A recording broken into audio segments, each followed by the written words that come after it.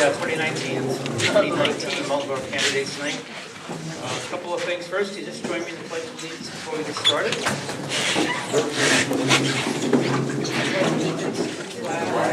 United States of America, and to the republic for which it stands, one nation, under God, indivisible, with liberty and justice for all.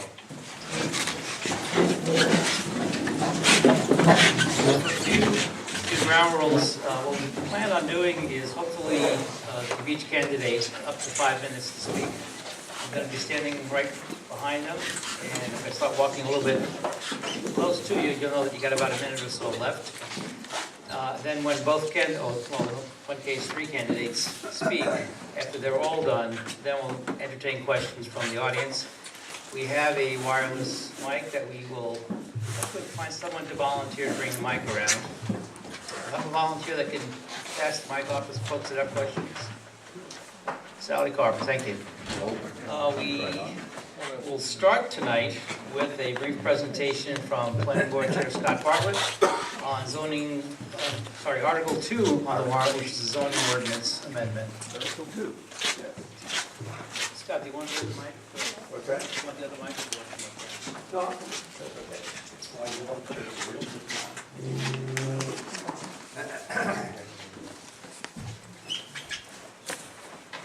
Good evening, everybody. Can you hear me in the back? All right. Thank you for coming out this evening. I'm not running for office, but I'm here to ask for your vote. So keep that in mind when you go to the polls. Planning Board has been working on for some time to solve a situation that we have in town, and that is the commercial corridor along Route 25. Currently, from town line to town line, it's a continuous strip, 500 feet either side of center line. Now, what do you suppose that might look like over years? It lends itself strictly to commercial development, strip commercial all along the highway. And we heard through the various surveys in town, public input sessions, we heard very clearly that Moultonborough wants to keep its rural character, but yet be able to provide economic growth. So what we've done is come up with a concept I've dubbed as a nodal concept. And the first node you adopted actually 2 years ago, and it was the Village Center Overlay District. It's an enlarged footprint that allows specific activities to take place within that larger footprint. And particularly in the Village Overlay District, the Village Center Overlay District, it encourages the retention of the historical character in the village, as well as allowing more commercial use in the village, and also residential development, multifamily residential. Those are the things that we're really focused on, getting development and planning for development in certain specific areas, not just a continuous strip along Route 25. The master plan, it is part of the master plan. We adopted that a number of years ago and continue to look to the master plan and update the master plan accordingly. But it really, our purpose is to make sure we do encourage commercial and multifamily development throughout Moultonborough. We're in competition with a lot of other towns, certainly in New Hampshire, certainly in the immediate area. And we've got to be out ahead of this in the planning standpoint, from a planning standpoint, to make Moultonborough attractive for people to want to come live here, but also service support businesses to be able to support our population. So that's the long way around, if you will, or the long explanation of why we did the West Village. The West Village area, and I apologize sincerely, I have a handout that is on my dining room table if you'd like to stop by later on. But it really identifies the purpose of the West Village Overlay District. And what we're talking about is that area on the Center Harbor Town line. But again, we've enlarged the footprint of that area. And we really want it to to encourage, excuse me, The development of appropriate-sized businesses and housing in the western edge of Moultonborough in the area served by existing municipal sewer infrastructure.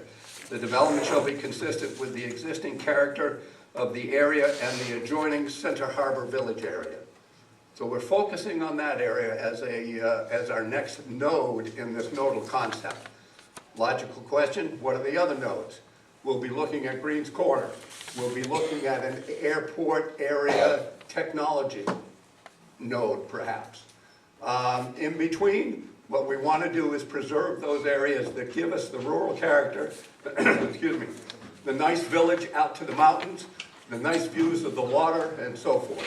So those are the things that we're trying to do as your planning board in looking out 10, 15, 20, 30 years out. What do we want to see this whole corridor look like? We don't want it to be a continuous strip of commercial. So I ask you to think of it and put it in that context when you go to the polls to vote. Article 2 it is, and it's called the West Village Overlay District. I will get my handouts at Town Hall. I'll bring some in here since I deliver Meals on Wheels. I'll get them here as soon as possible. Also, perhaps if there's a space at the library, I'll drop some there. But I apologize for not having the handout tonight because it is a nice, concise summary of what we're doing with the West Village Overlay District. So I ask you to think of that and vote in the affirmative for the overlay district. Thank you. Thank you. Want to do questions? I'll take questions if you, yes, please, Laura. I'm assuming it goes from the line, town line, to how far? It goes up to, well, specifically, you know where the top end, let's call it the eastern end of Lakeshore Drive comes back into Route 25? Yes, that's the terminus there. Then it makes a jog and it goes out Glidden Road and then cuts across the back by the settling ponds, septic settling ponds. Okay, great, thank you. Scott, Yes. are you taking anything out of commercial along that whole town line to town line strip? Not yet. Not yet. That will be one of those steps along the way to say, what do we do with those absolutely important rural areas and view sheds in between? So What that's do we not do part with of those? this? That's not part of this right now, no. Another point. May I follow up on that? But Please. is that, is the overlay help to do that? Absolutely, Does that facilitate that? because it recognizes specific areas, much as we did here in the Village Overlay District, much as we hope to do with your vote on the upcoming article in the West Village. We'll look at Greens Corner, but we really need to start working on the in-between spaces as well. Yes? Scott, one more question. Yeah. One question anyway. Scott, one question. Please.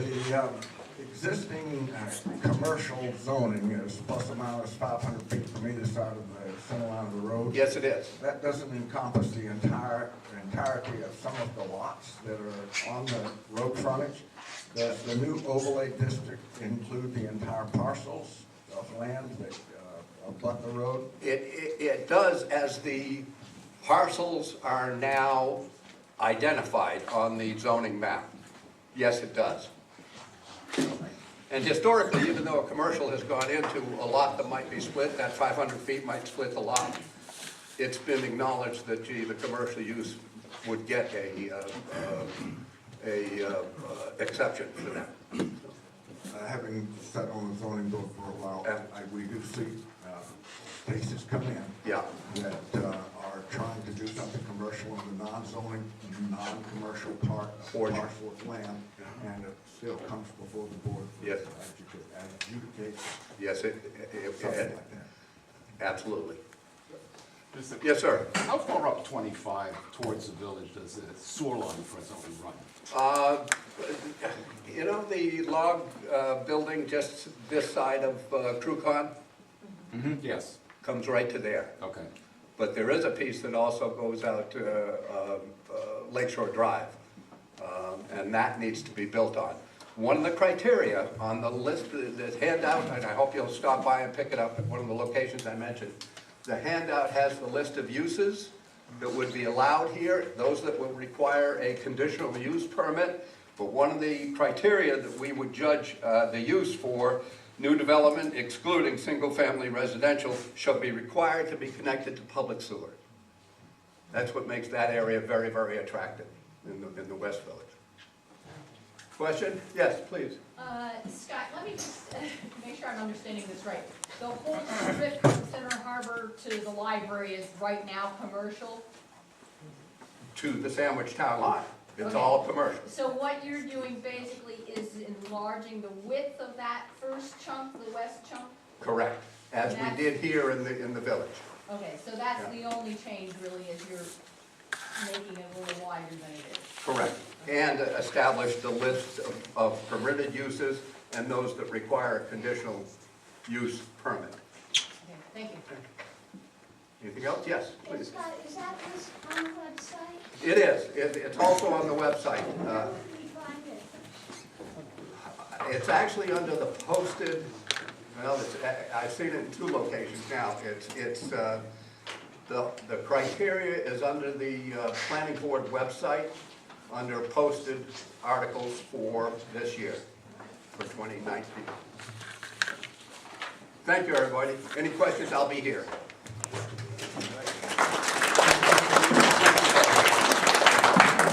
I did take one little quick step backwards. I realized I never introduced myself. Paul Punterberry, the Town and School District Moderator.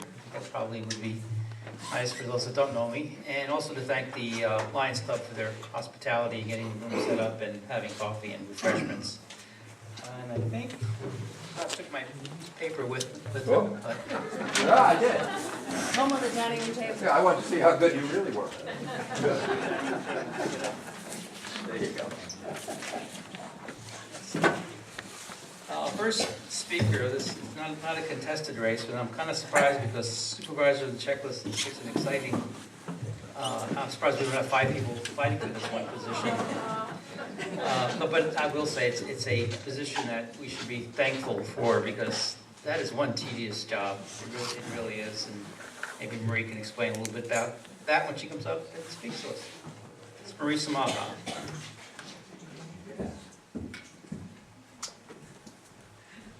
Thank you. My name is Marie Samaha, and I'm running for the position of supervisor of the checklist. And I know it's unopposed, but I thought it was important for me to come tonight to introduce myself to those people who don't know me. I was appointed supervisor of the checklist last spring when there was a vacancy. One of the supervisors had moved out of town. So I have been doing that job since last spring. Prior to that, I was a ballot clerk here in Moultonborough, and I think maybe 8 or 9 years, worked all of the elections. So I was pretty familiar with voter registration and voter lists and how the intricacies of how elections went. And so when I was approached about being a supervisor of the checklist, I said, yes, I'd like to do that.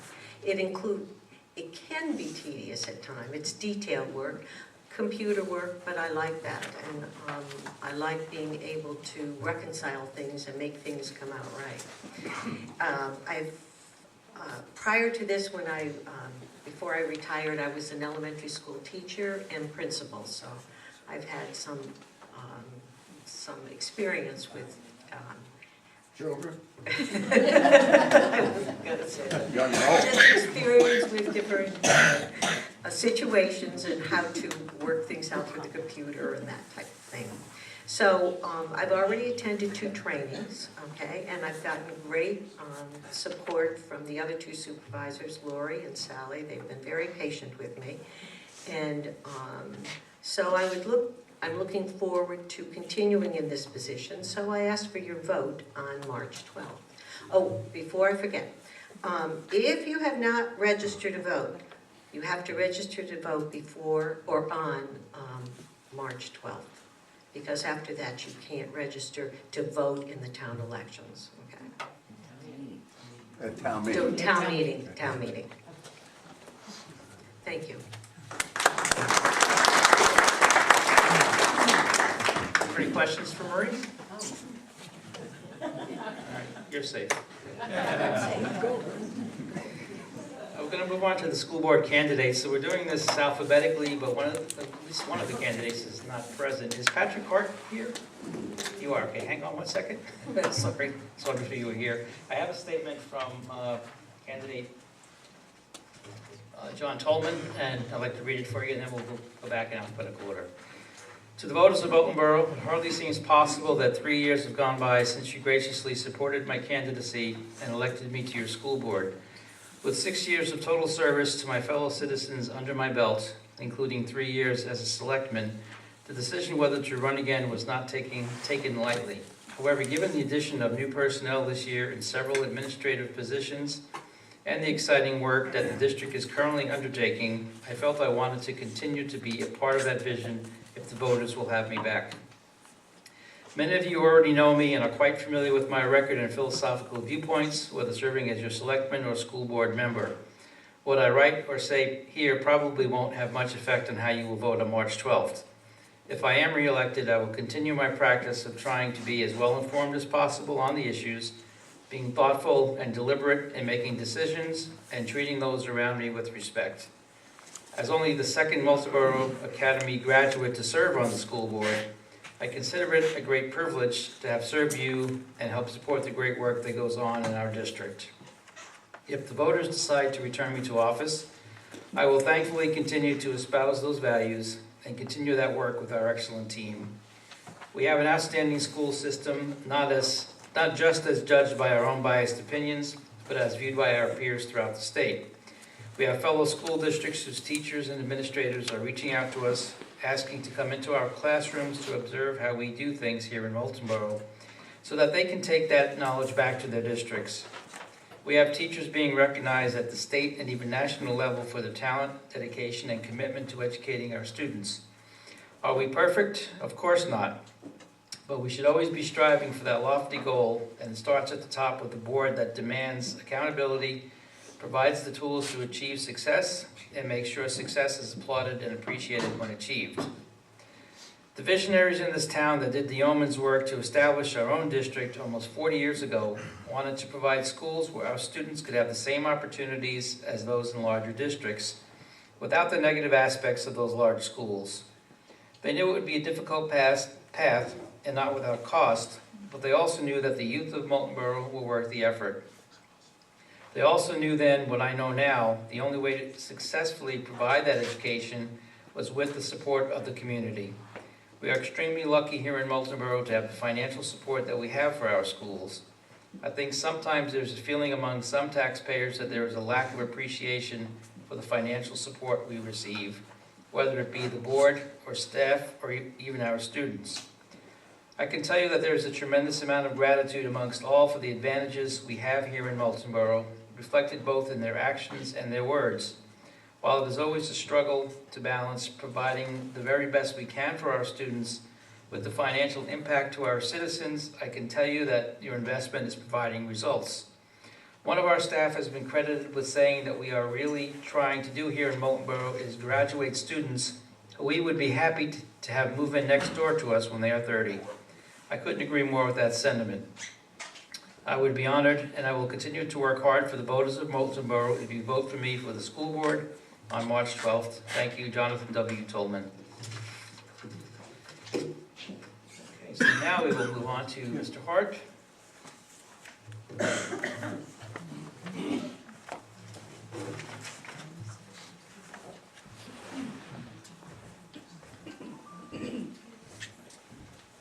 Good evening. I'd like to thank everybody for making it through here in a tough New England kind of storm. Glad everybody showed up. My name is Patrick Hart. I go by Pat for short. My family came to this town in the 80s, mid-80s, and I had the opportunity of going through Moultonborough Academy and the MCS, graduated in 2001. I had the idea after high school to experience city life, and so I decided to attend a college in Boston. I graduated from Wentworth Institute of Technology with degrees in applied mathematics and a bachelor's of science in mechanical engineering technology. My wife and I started our family in Massachusetts My wife Diana, who you may know as a past PTA president, had summered up here as a child, and that's how the two of us met. Once our family was growing, we decided what better place to bring up our own children but in Moultonborough. In 2013, I got the opportunity to work for an engineering firm in Laconia and jumped at the chance to move my family up here, and we haven't looked back. I think my family's flourished since we've been here, and I think it's important that our schools stay strong and are a big part of what makes our community so great, which is exactly why I've chose to run and be a parent who's vested in the interest of not only my own children, but the town's children, and hope to see them succeed as I have in the future. Thank you.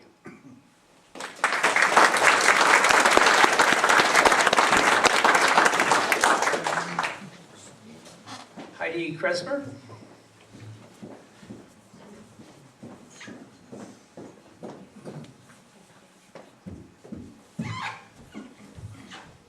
Good evening. I want to thank everyone for coming out tonight. I really appreciate your time and interest in getting to know your candidates. My name is Heidi Ritter Kremser. I moved to Moultonborough last August. My husband was hired into a wonderful pediatric dentist position at Children's Dentistry, and we chose to relocate to this town because of the great reputation of our schools and the proximity to our family in Maine. He's graciously here supporting me tonight on his birthday. Give a little wave. We have two beautiful children, Kale and Sage, both of which are enrolled at Moultonborough Central School and enjoying it wholeheartedly. I am a nurse practitioner and a veteran. I attended the University of Virginia for my bachelor's degree and commissioned into the Air Force as a registered nurse, serving in Iraq and domestically during Hurricane Katrina. Later, I completed a master's work at both the University of Texas at Austin and Virginia Commonwealth University. As a nurse practitioner, I've worked at several Veterans Affairs facilities, private medical offices, as well as college health setting at Pennsylvania State University. I want to be on the school board because I'm passionate about community involvement and feel each board member has the opportunity to bring specialized talents to the collective.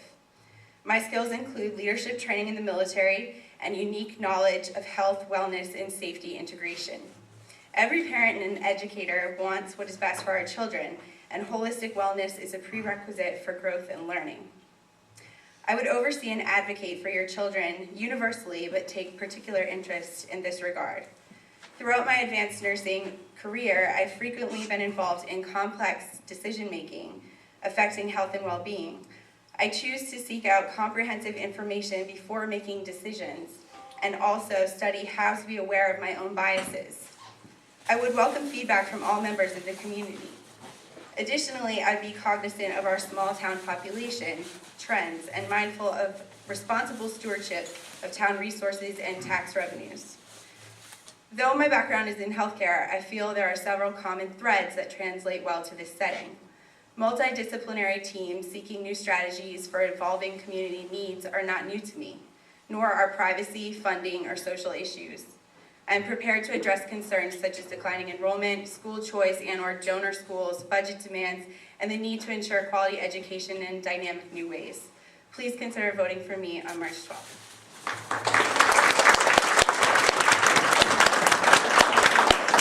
Do you have any questions for the school board candidates?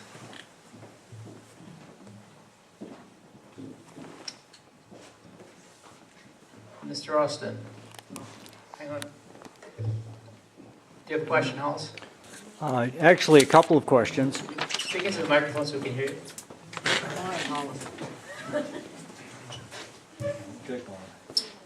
Thanks. I had actually a couple of questions for both candidates. Now, these questions are not a reflection on any of the existing school board members or our school district, but I think they're questions we should all be thinking about. The first question I had was of each candidate. Now, I'd like their answers on this one. Would you be agreeable to utilizing the services of an experienced, independent, and neutral professional who is properly versed in such things, to act as the mediator representing the school district and the taxpayers of this community for the next session of staff contract negotiations. Can I get both candidates up?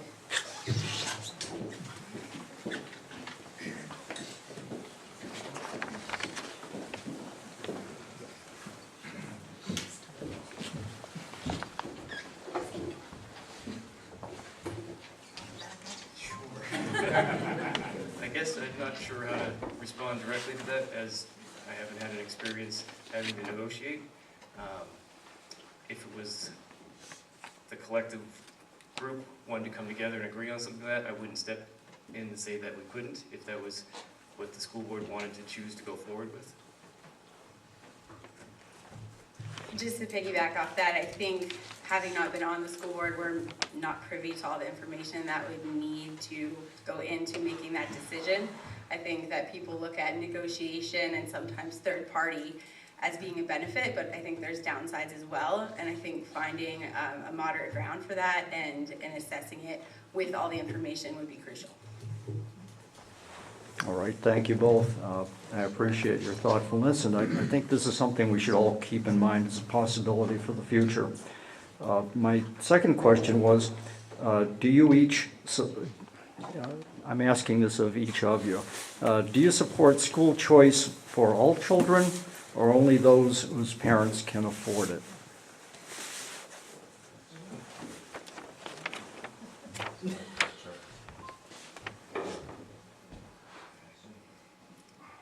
I guess I'm not sure what our town currently has as a school choice. I know that you can elect to go to Moultonborough by paying a tuition if you're out of the town. So I'm not sure what school choice, is it based on financial needs, and how that works. I have to get more information before I could respond correctly.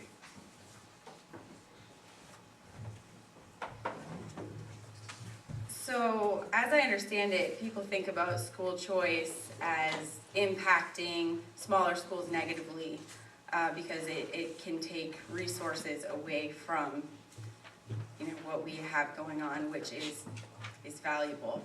So, I do think that it would have to, I agree, I need a little bit more information for our specific circumstances, but at this point, I think we have a great school choice.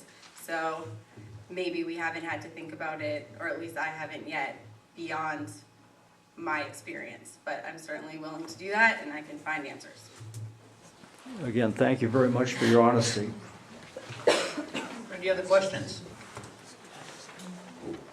Thank you.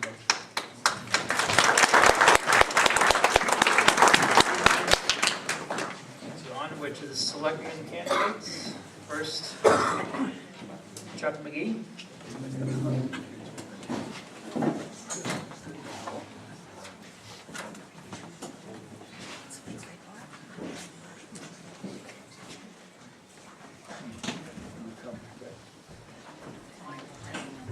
Hi, everybody. I'm Chuck McGee. You see a few friendly faces out there, a few familiar faces.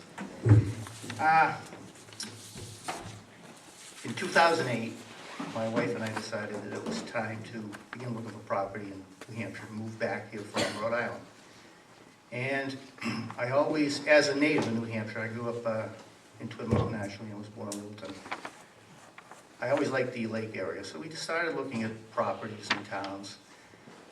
And as we went around the lake, it became pretty apparent that Moultonborough was one of, if not the best towns, one of the best towns to be located in terms of the general financial condition of the town, the amenities, and what it has to offer. School system being first class, kids in Moultonborough graduate and go on to great jobs, great other schools.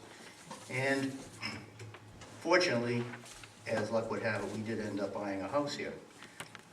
And I have 6 grandkids in school, and I know how important the school system is to give every child a chance to do well in life. I'm married to my lovely wife, Lisa, who most of you know over there.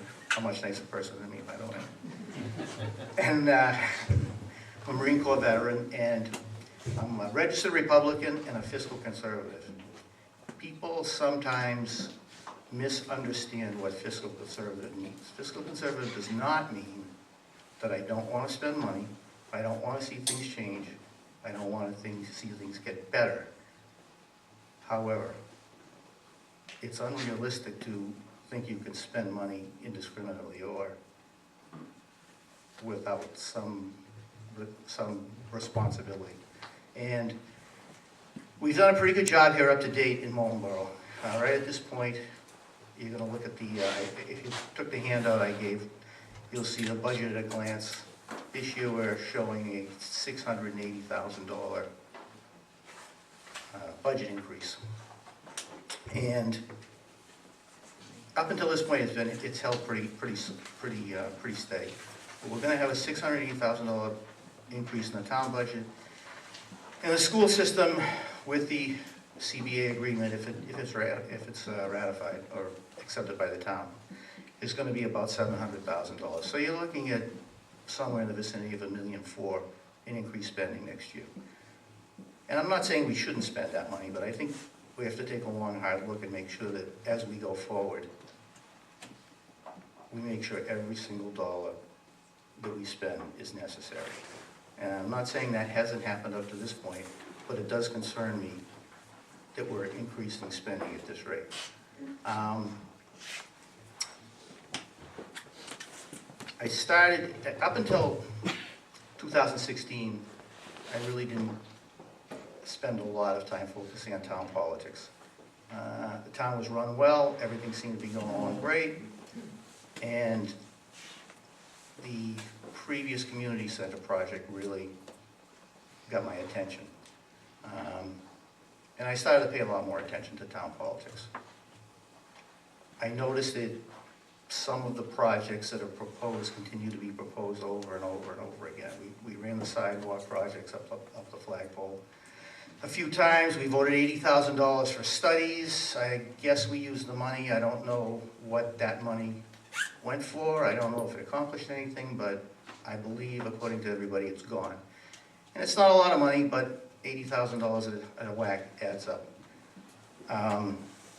After that project, I started to pay a little bit more attention. And last year, I read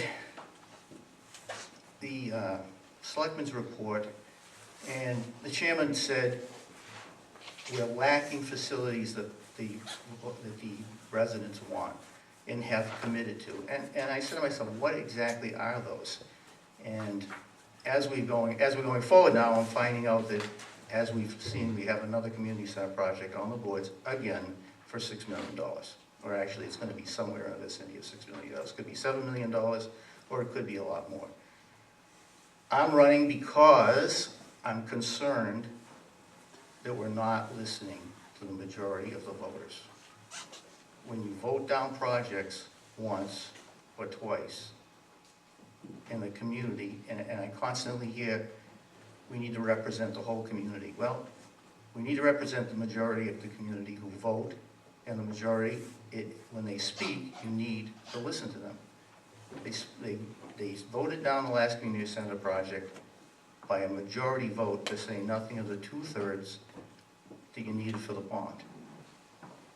I'm not sure exactly why we're at the point we're at now with this new project, which is essentially the same project for the same money. And I believe the majority of the people in town are still the same people that were here 3 years ago when we voted this thing down. And I really feel that if that's the case, if that's what we're doing, we need somebody else on the board. We need somebody else that will listen to the people and maybe pay attention and say, okay, if we don't like this, maybe there's another way to do it. I personally think on the community center project, we should keep it at the Lions Club. The majority of the people, the charrettes, everything else, everybody said they prefer this property. To fight that is just not right. It should stay here. The majority of the people have expressed, and I constantly hear, or I have heard in the past, the wrong people vote, the wrong people show up.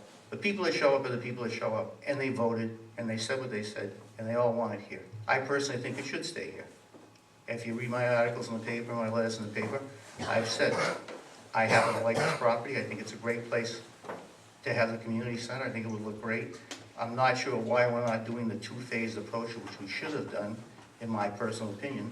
I think we should have dealt with phase one on the Lions Club and gone forward with that. And I think if everybody had seen it as a success, it would have been a lot easier to build a gym later on if we needed for $2 million or $3 million, whatever it is.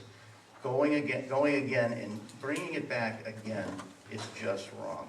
And I think it's time to move on. And I think we need somebody to listen to the people, and that would be me. I intend to listen to the will of people.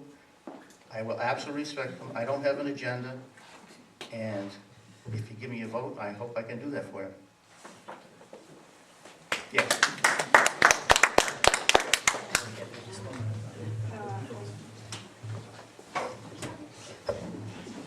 Clarify one thing, just so there's no confusion when it comes to the school district meeting on March 16th. The collective bargaining agreement for the teachers has already been ratified. What you're voting on March 16th is the cost difference between the current contract and the new contract, just to be clear. So, Mr. Shipp,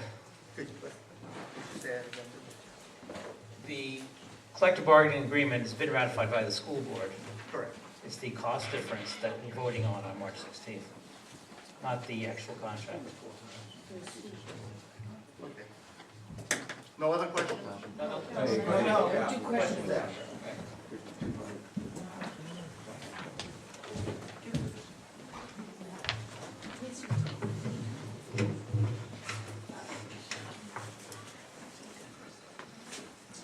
I didn't need these 6 years ago. I also would like to thank you all for coming out tonight, and thank you for allowing me to serve as your selectman for the last 6 years. I see some new faces, but I think most of you know me. For those of you that don't, my name is Chris Shipp. I'm a captain on the Laconia Fire Department, where I've been for 23 years. We have another captain right here. I grew up in a small town called Canaan, which is a little bit closer to Lebanon, over near Dartmouth College, so I'm a small town boy, have been my whole life. I decided to make Moultonborough my home. My wife and I did. Not a retirement home, but our forever home. We raised both of our children here. They attended Moultonborough schools throughout their entire time. My son is a freshman at American University, and my daughter, who's a junior, is in the back. She's a junior at Moultonborough Academy. My wife has taught at MCS for 16 years, maybe a little more now. She got her job with the district after we moved here. We moved here for the schools, for the strong sense of community. At the time, housing was affordable, and we moved here for the low taxes. And that's enough about me, because what I really want to focus on tonight is the difference between the two choices you have for Moultonborough selectmen. You know, it's easy when you're running for selectmen, especially when you're trying to unseat an incumbent, to make bold inflammatory statements and puffed up comments to make yourself look better. You've seen some of those already in the paper, and I'm fairly confident in the next 2 weeks you'll probably see more. I, however, prefer to stick to the facts. This year, you people have the luxury of being able to compare identical voting records for both of your candidates. I'm a selectman, and Mr. McGee is on the budget committee. And we've both worked with and voted on the same budget this year.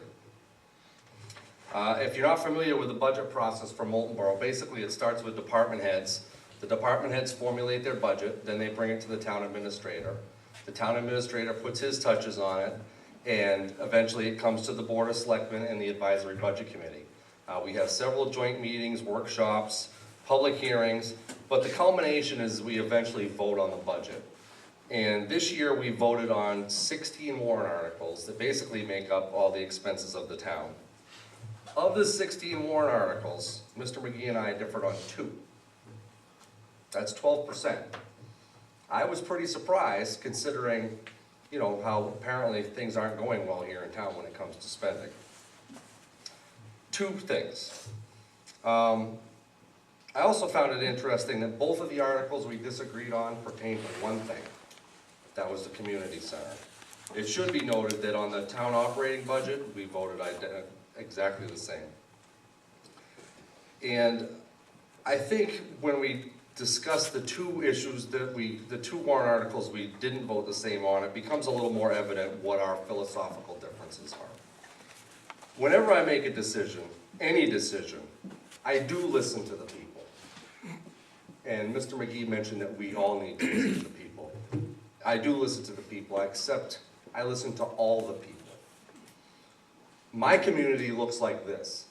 It includes children, it includes college students, it includes young adults and young families, it includes middle-aged people like myself, it includes retirees, senior citizens, and prospective residents. But I don't stop there.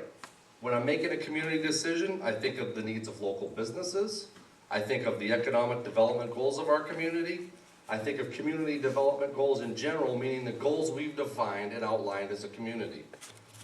Then I put that in a big package where every piece gets the equal amount of attention and consideration. And then I view it through a lens that allows me to have a short-term perspective and a long-term perspective. And when I say long-term, I mean 50 years.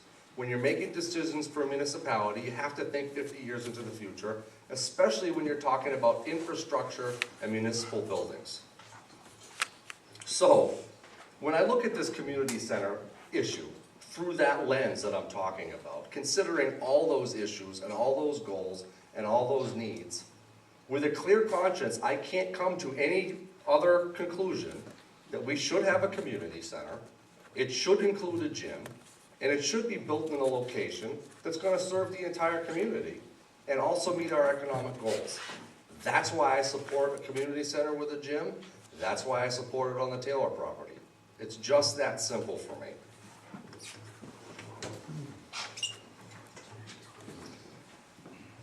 I guess the biggest thing that I would like people to understand is that when I make a decision, I think about everybody. I don't just think about people in my demographic group. I think about the entire community and what our potential could be. And I think about it today, I think about it tomorrow, and I think about it for the next 50 years. So I've appreciated the opportunity to be your selectman. If you're interested in someone that's going to be fair and equitable and think of everybody in their decision-making process, I'm your person, and I hope you will consider voting for me again. Thank you very much.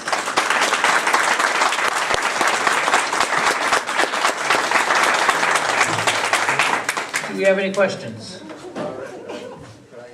I would rather we get questions from the audience first, and then your responses you can probably answer. Yes? Could you tell me, both of you, what you think the selectmen's responsibility to all the second home owners in our community is? Because a large percentage of the houses in our community and the taxes are raised by people who don't get to vote. What do you think your responsibility to those people is? So I kind of touched on it a little bit, and maybe I should have just put second homeowners in my group. I think it's important when you're a representative, you think of everybody, not just the people that show up at these meetings and not just the people that are registered to vote. So I think certainly that they should be considered when you're making any decision. But I also think that young children should be considered. So I guess I would lump them into, I try and consider everybody anyway when I'm making a decision, but certainly as taxpayers, what they care about matters. Well, what they deserve versus what we should provide them. I mean, they pay taxes, they deserve good roads, they deserve to have their roads plowed, they deserve everything that we have basically, except that they don't get to vote. And I've had houses in other places at the same time. And it's difficult when you don't get to vote in a town and you still have to pay taxes. I have my own personal opinion. I don't think that's fair. I think if you're a homeowner and a taxpayer in a town, you probably should have some say. Should you be allowed to vote? I don't know. But you're really at the mercy of the people that are here. Now, having said that, I mean, I think we do a great job for everybody. And I think we do a good job for the second homeowners.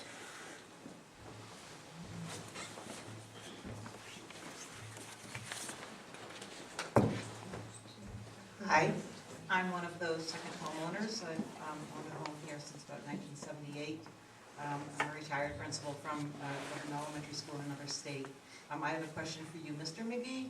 I heard you present very briefly to a group of people, about 50 people last week, and when you were asked why you were running for selectman, your response was, because I like Moultonborough the way it is right now, and that's the way I'd like to keep it. So my question to you is, what does that say? What does that mean? And what does that say about the vision of the future of Moultonborough for people who are here now, people who will be here in the future, young families wanting to stay or come into the community? I'm wondering what that does to the potential of our. That's a great question. And as I said to somebody else recently who was there at that meeting, I really I misspoke to a degree. My real intention is I want to maintain the character of Moultonborough. This is really a unique place. There are probably, I can't imagine another town that has all the facilities we have, no debt, no bond issues, and the great services we have. And I'd like to see the character of the town continue. And I've heard people say the town's dying, or the town's going to go away. And I just don't see that happening. I see the demographics may be changing. It would be great to have more young families here. I think we have a great school system. That alone should attract them. Without higher paying jobs, I don't know what's really achievable. It's a laudable goal to try and get people to come back here. But I think to the degree that the town is going to blow away or disappear, it's just not right. You've got a ton of second homeowners. There'll always be people here who have to service the homes, the landscapers, the restaurants, whatever. And somebody will always be paying the taxes on those properties, so it's not like the second homeowners are the town's going to disappear. And to the degree that, yes, I would like to see the character of it. I'm very thrilled that we're going to save the Taylor property. There's been a lot of discussion about the Taylor property. People want to knock it down. People say it looks terrible. I think it's great that somebody's willing to step up to the plate and put $67,000 on the table. I know the town paid more for it, but it's a win-win-win. We're gonna save money from having to tear it down for $75,000. We're gonna put it back on the tax rolls, and we're gonna save a historic property. So I think from that degree, everybody wins. My own personal feeling, I could have gone either way on it, but I mean, it's just a great thing to do. I mean, we live in a really unique place, and I'm thrilled to death to be here, and I hope we can maintain the character and get people to stay here. I mean, it would be great if we could get people to come here. I mean, affordable housing would be great if we can figure out a way to do it, but I'm not sure that that's going to happen. Make it happen. Chime in on this. So I always get a little nervous when people tell me they want Moultonborough to stay exactly the way it is, because I kind of agree with that. I think we should have a small town character. However, if we want it to stay, and I said this 5 years ago, if we want it to stay the way it is, we're already too late in taking action to make sure it stayed the way it was. Now, I was in favor of marketing our community. We had $75,000 the selectmen did set aside to develop a marketing plan to attract young families to our community, to keep our school numbers where they were, to attract young families, but one of the first orders of business, so after the last election, was to remove that $75,000 and take it out of the budget. I thought that was short-sighted. I want us to maintain a small character too, but I also want to maintain a well-rounded population. To do that, we need to attract young families. And to say that the schools alone are going to do it, that is simply not true. We need to provide the infrastructure that's going to attract young families, because that's what we need for a vibrant community, period.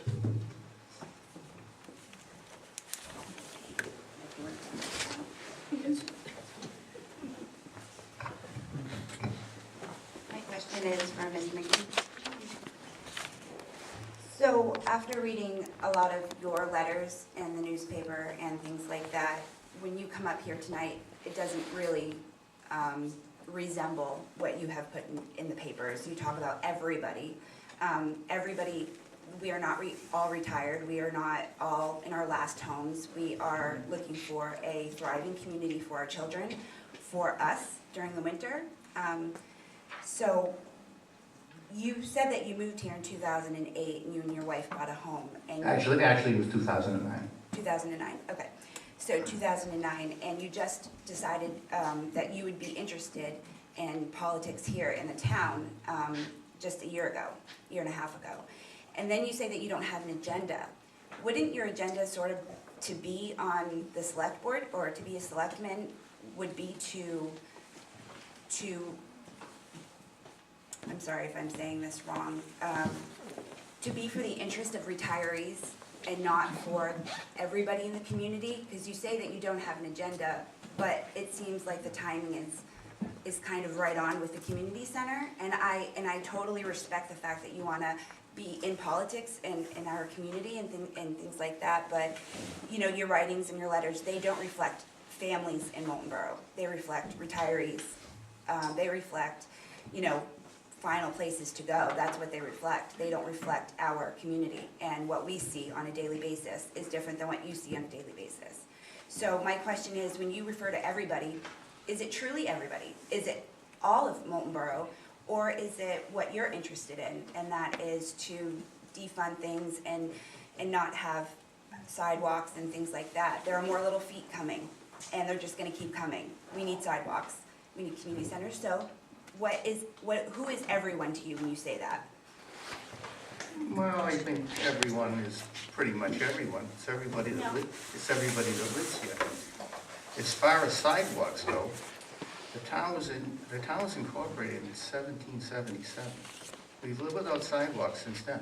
I don't see where the need is right this minute. Nobody has convinced me. No, nobody. You had your minute. Let me have my minute.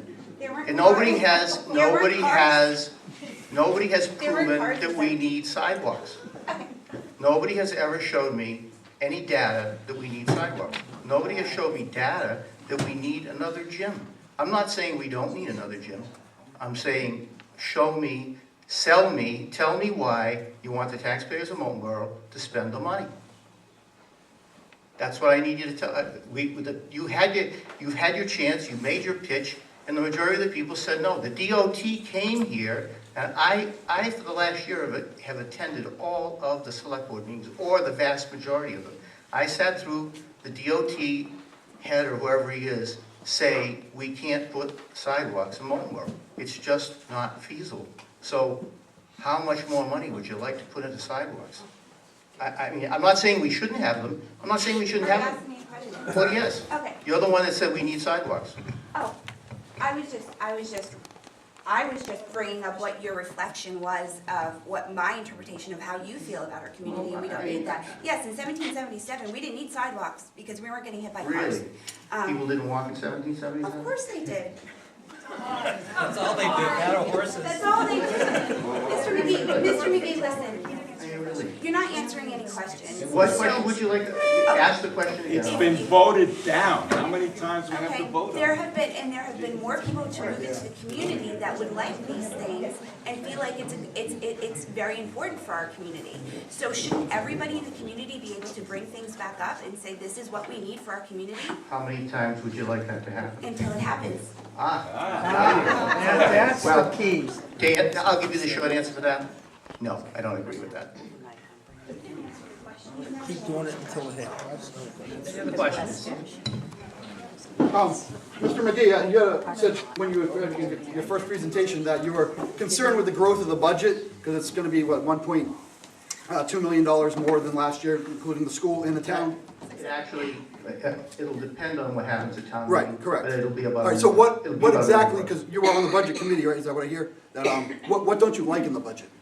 Because you can't just say you don't like the big number. What about the budget did you disagree with? I'm concerned with both of them. I think we could slow spending down. I think we have to work harder. What exactly in the budget? I look at the DPW equipment, and I question whether we need all the DPW equipment that we're buying at the same time. I question, and again, not to get too far afield, but I spent a day last week going to, or maybe it was this week, going to the new proposed community, or the new community center they built in Freiburg, Maine. And they did a tremendous amount of work planning that facility. Have you seen that facility? I have seen that facility. It's an eyesore. Well, okay. That's your opinion. It's also a third of what we're going to spend here, but any other questions?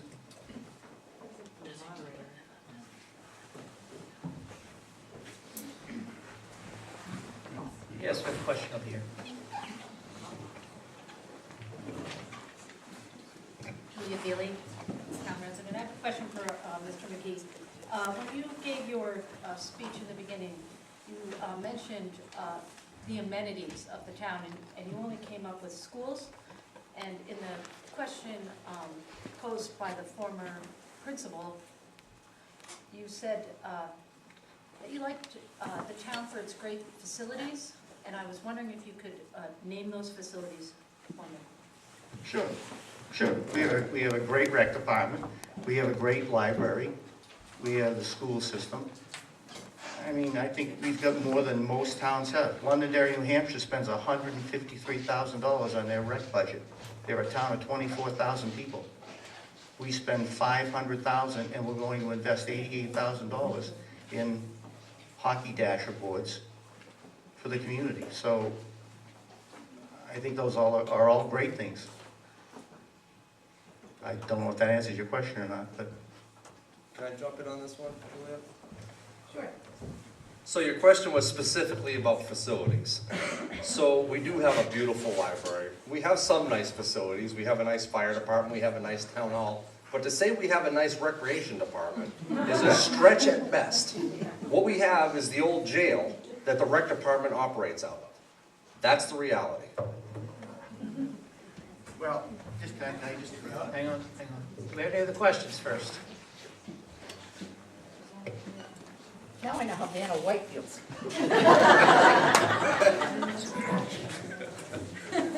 Thank you, Vanna. I think townspeople should be very grateful that we have two individuals willing to step forward and present what turns out to be opposing opinions on many of the issues that we're all concerned about. And I thank them both for running for office myself.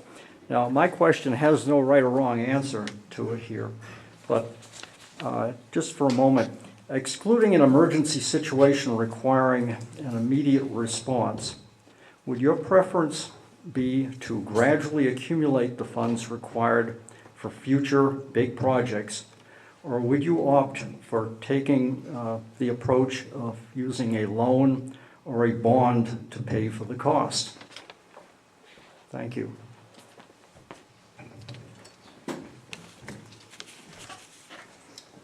I'm a big fan of capital reserve funds.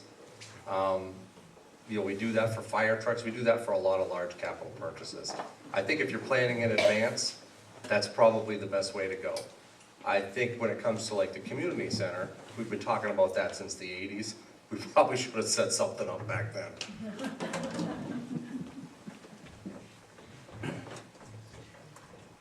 I think for the benefit of the taxpayers who actually have to come up with the money, doing capital reserves works better because it eliminates the highs and lows of the budget. So you don't go from a tax rate of $6 or $7.72 to a tax rate of $10 one year and then back again. The only negative to capital reserve funds is, are we over accruing the money? I wasn't happy with the unassigned fund growing to $7 million. I mean, in reality, it's basically money that's in the town's checking account, and if any of us leave next week, you're not gonna get any of your money back. And I'm not a big fan of just putting money in reserve accounts just to have it there. I mean, we still have $125,000 from the Taylor sale sitting in some type of trust fund or reserve fund that nobody's done anything with. We haven't given out any of the money. To my knowledge, we haven't done any scholarships or anything else with it. And I just don't like seeing a lot of money unless it has a reason. Most of the money we have does have a reason.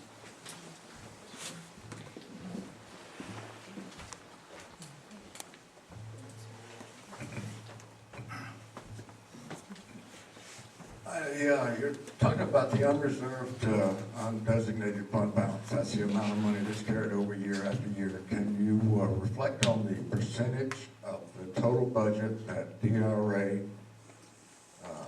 suggests, which is a little more than a suggestion, that should be carried over every year for a town for emergencies? Well, Well, I believe we've agreed as a town to make it 12.5% of the operating budget, which is somewhere, the operating budget this year is $8 million, I want to say, or whatever it is. So, I mean, we're somewhere in the vicinity of $3 million. After this year, if I remember correctly, we'll be back to, after this coming year, or the year we're in now, 2019, we'll be back to about that level. If, again, assuming that everything that's proposed at town meeting gets approved. But keep in mind, this year we're drawing down another $1.8 million out of that unassigned fund in lieu of appropriations or taxation. After this year, my understanding is that money will be expended, and at that point there won't be any more unassigned fund money to